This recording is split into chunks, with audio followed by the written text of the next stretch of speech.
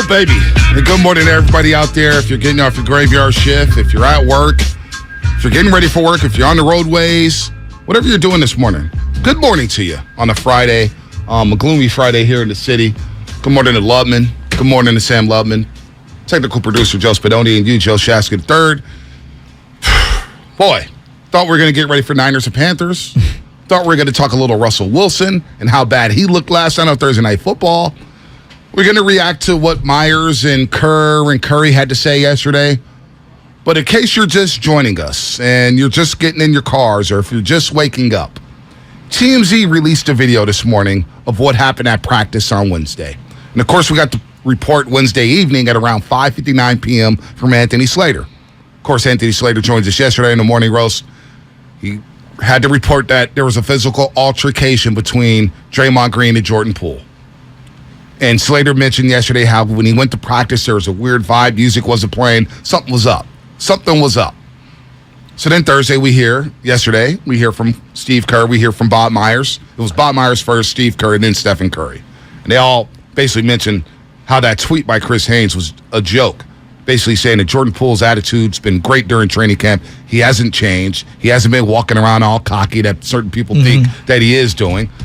And so the video today gets released about what happened via TMZ. And Draymond Green is on the three-point line, and Jordan Poole's on the baseline. I don't even think he's in the play.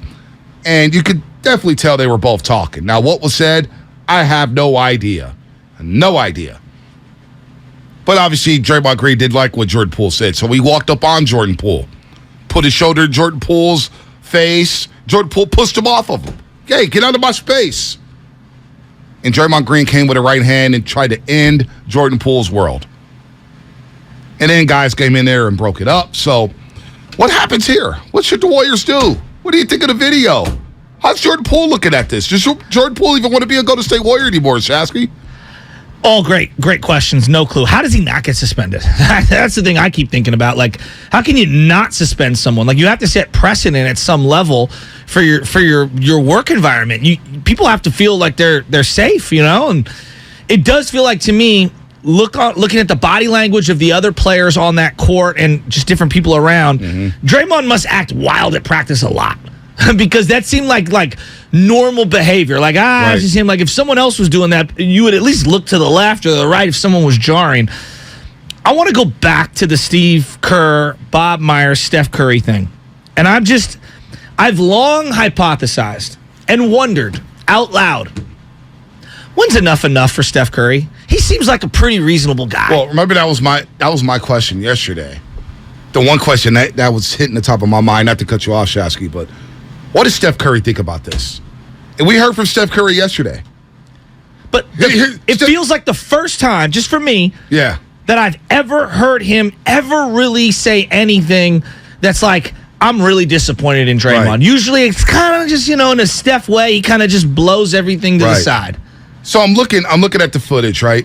And we say, hey, Steph Curry's looking at the play. Poole, Draymond's talking. PBJ's right there. He's a rookie. Yeah. You expect PBJ to get 20? Between Draymond Green? There's some other guys who are training camp invites. Rod Adams is right there trying to get in between them. Kuminga kind of acts. It's tough for me to blame coaches and players for not breaking it up. Draymond Green's got to have self-control at the end of the day. He's got to have self-control. That's what it is. I've told you this, and I'll say it again for people that are coming in. 32 years old.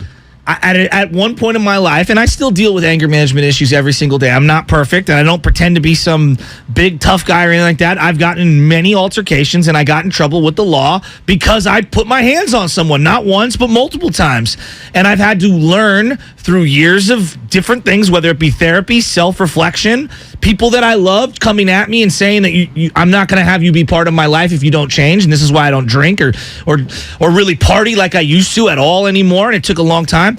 This isn't, when you have anger management issues like this is not like, you fix it and you go to rehab and you're good. Like, this is years of working at it and trying to refine it and get slowly better. Yeah. I have not seen anything, and I'm not with him every day. I have not seen anything from Draymond that's showing me he's working on this. Well, here's what, I want to go back to this. And he has no restraint. I thought he was working on that. I thought he was being a better leader. But this is what happened. But this is like addiction. This is the same thing, because this is the way it was described to me with my anger management.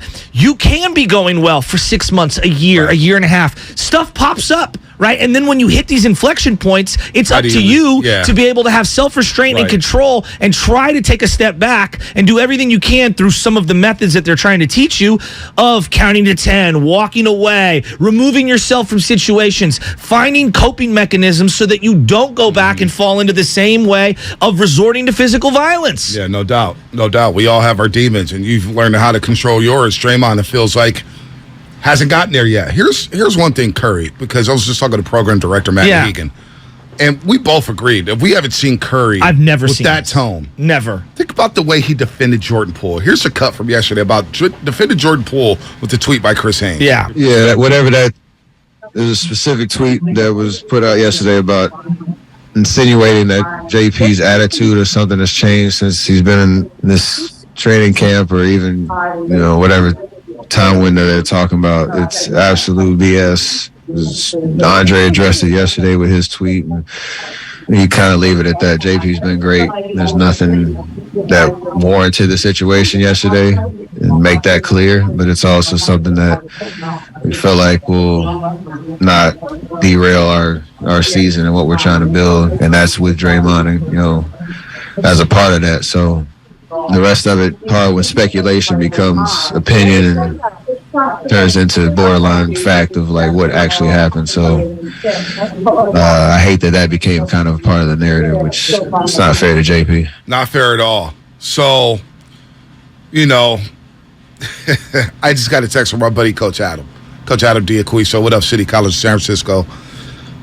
He's tweeted all bad, and he's a coach. Yeah, Coach at City College, junior college. Kids from very rough backgrounds who are very young. I happen to be with this team for a long time. I love that team. They've done a lot for me in my professional career. Done a lot for hundreds of kids. For hundreds of kids. I wouldn't be where I'm at without them. Coach Adam, Coach Justin, Coach Tom, all the free meals, free pizza, going on the road trips. Junior college basketball is something else. We all saw a lot last chance with East LA.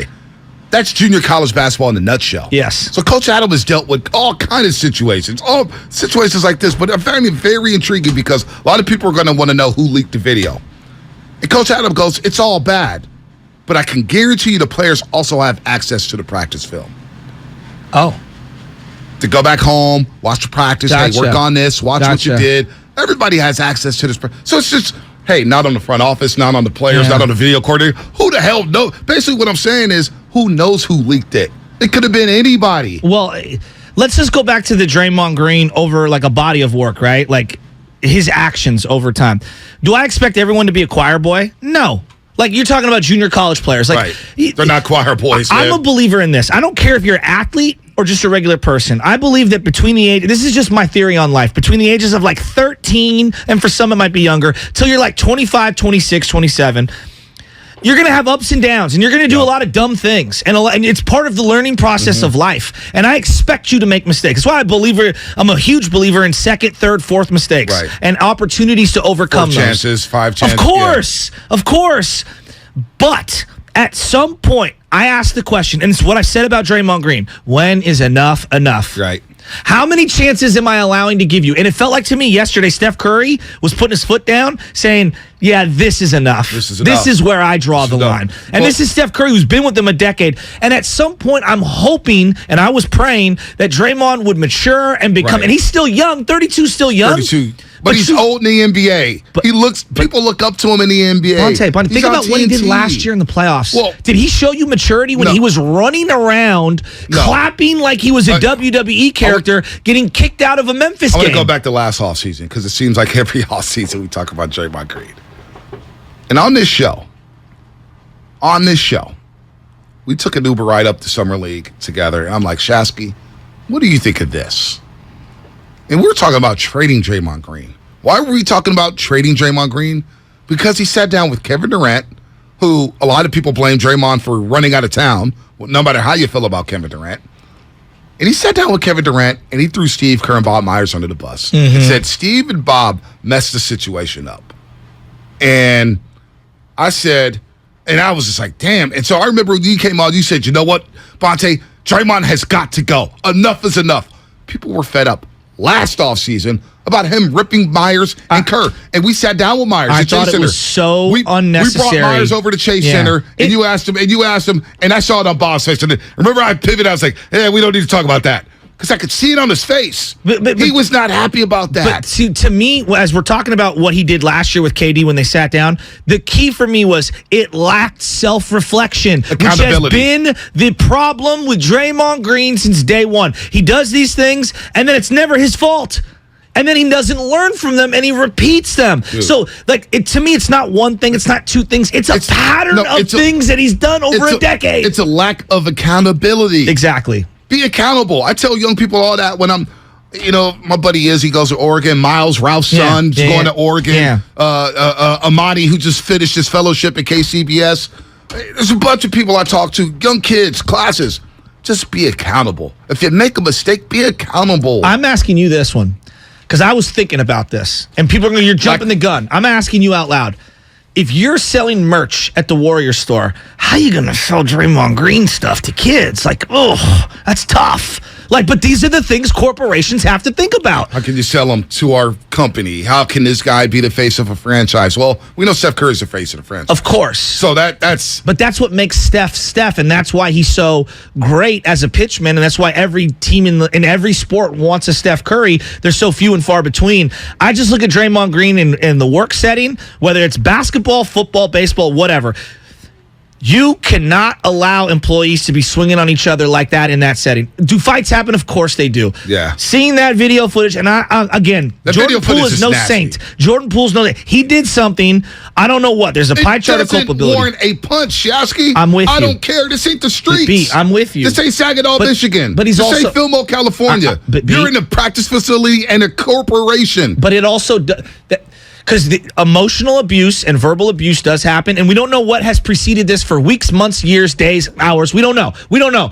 But we see the action in the video, and it's appalling for a lot of people. It's appalling is a great word. It's nasty. And what do you do now if you're the Golden State Warriors?